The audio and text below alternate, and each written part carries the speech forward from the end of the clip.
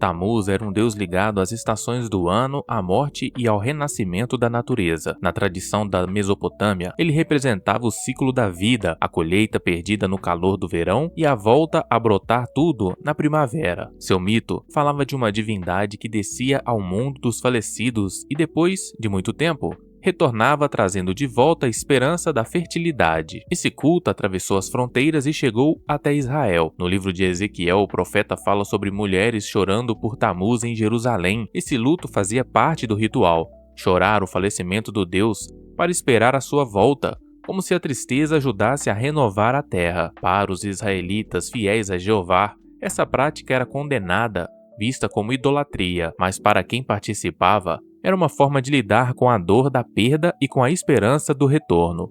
O mito de Tammuz mostra como os povos antigos viam a natureza como algo sagrado. A mudança das estações não era apenas um clima, mas um drama divino acontecendo diante dos nossos olhos. Embora criticado na Bíblia, Tammuz representa a tentativa humana de dar sentido ao ciclo da vida e da morte.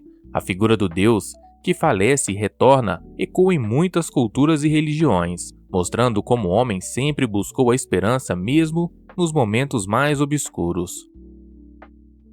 El Elyon e El Shaddai são nomes antigos que significam Deus Altíssimo e Deus Todo-Poderoso. Na Bíblia, esses títulos parecem muitas vezes para falar sobre o mesmo Deus Jeová, mas no começo da história, a coisa era mais complicada.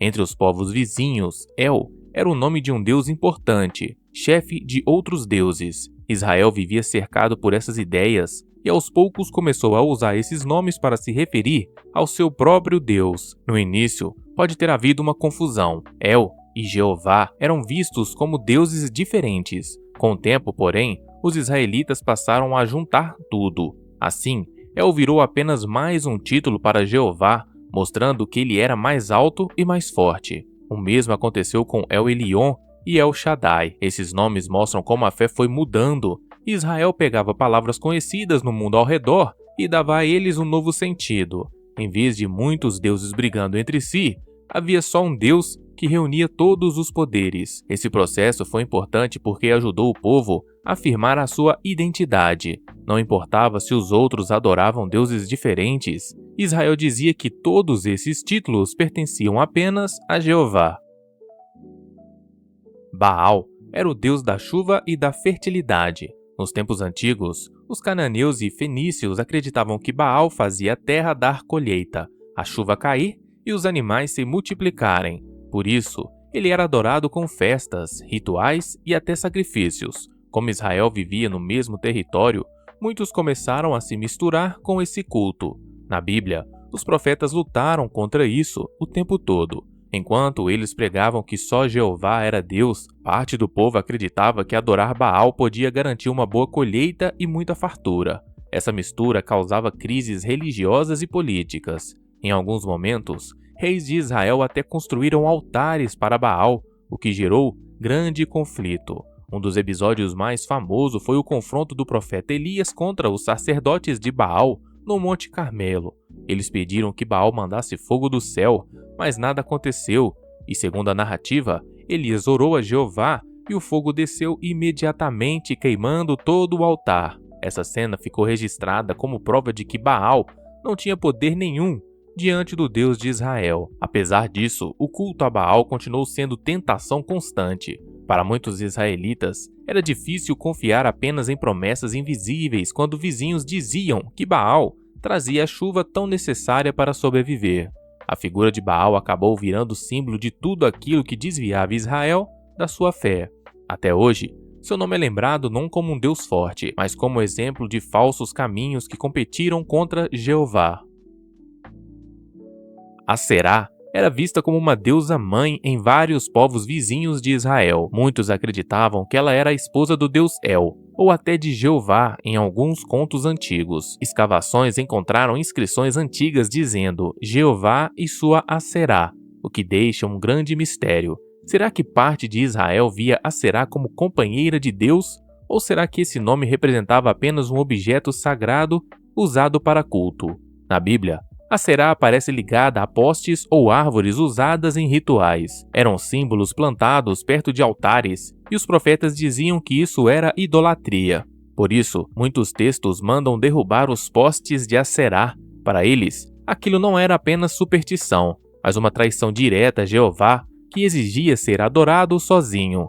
Ainda assim, o culto persistiu. Em época de crise, quando o povo buscava fertilidade, segurança ou colheita melhor, Aserá voltava como opção, talvez porque fosse vista como uma mãe protetora, alguém mais próxima e acolhedora do que Deus, muitas vezes violento. A figura de Aserá continua cercada de mistérios até hoje. Foi ela realmente uma deusa que competia com Jeová em Israel ou apenas um símbolo mal interpretado?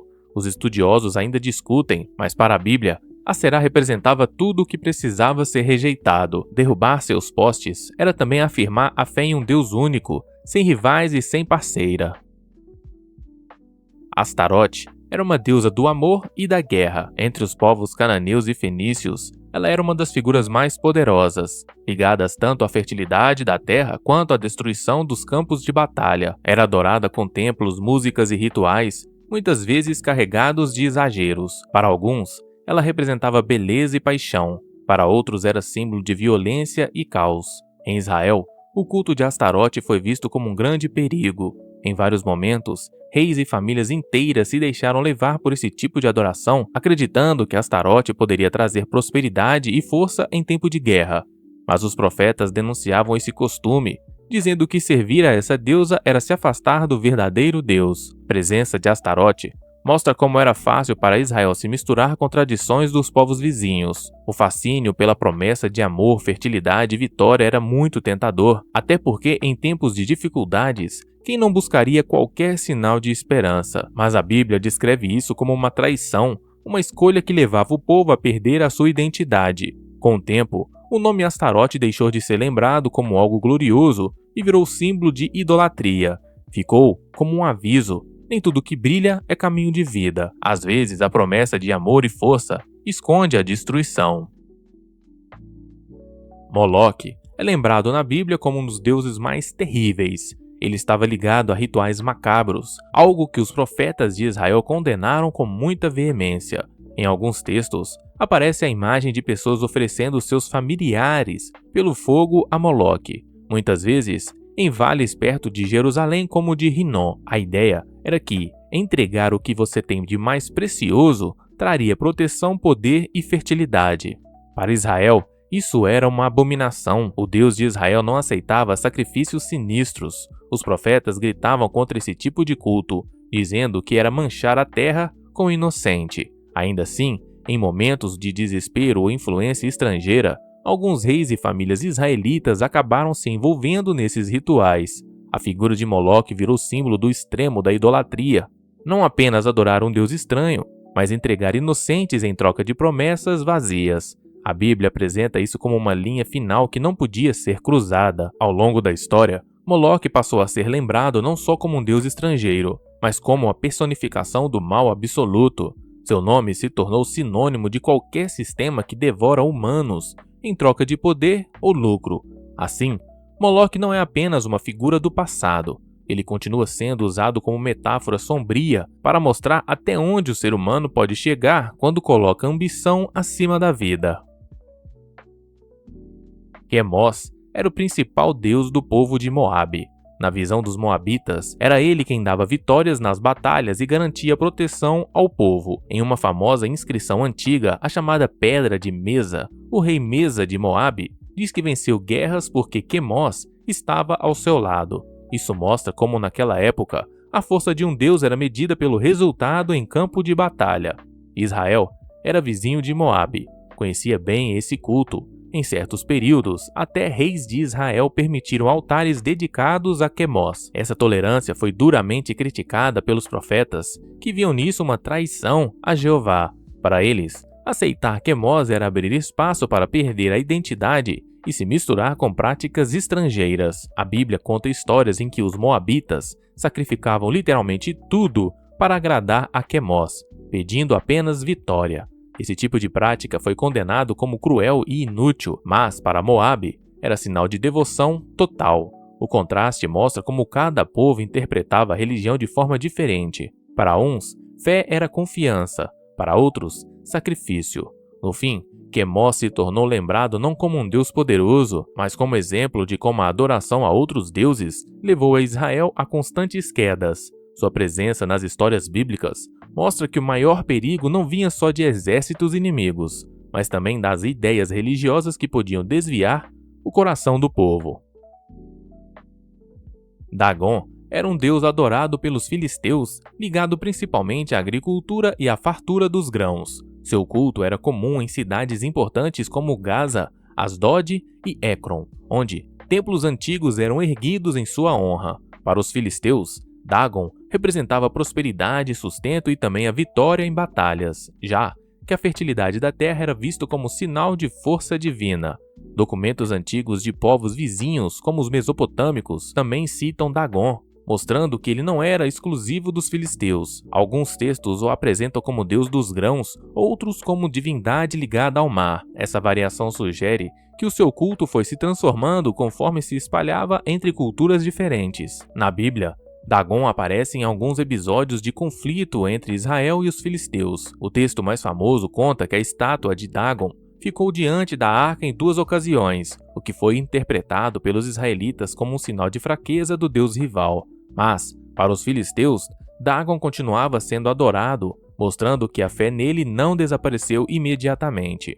A figura de Dagon, portanto, mistura história e tradição. Ele foi um deus central para o povo vizinho de Israel, representando colheitas e abundância, e aparece na memória bíblica principalmente como parte de choques culturais e religiosos. Seu culto não sobreviveu até hoje, mas deixou marcas em registros arqueológicos e literários que mostram como, no passado, Dagon foi importante para milhares de pessoas que dependiam da terra para viver. Baal-Zebub, também conhecido como Beuzebu, era um deus adorado na cidade filisteia de Ecrom. O nome provavelmente significa Senhor das Alturas, mas em textos de Israel aparece como Senhor das Moscas, um apelido usado em forma provocativa para diminuir a sua importância. Esse detalhe mostra como muitas vezes povos rivais não só lutavam com armas, mas também usando ironia para atacar a religião um do outro. Na Bíblia, Baal-Zebub é mencionado no livro de Reis. O rei Acasias de Israel, ao ficar doente, mandou mensageiros consultarem esse deus em Ecrom para saber se iria se recuperar. Para os israelitas fiéis a Jeová, esse gesto foi visto como traição religiosa, pois mostrava a dependência de um deus estrangeiro.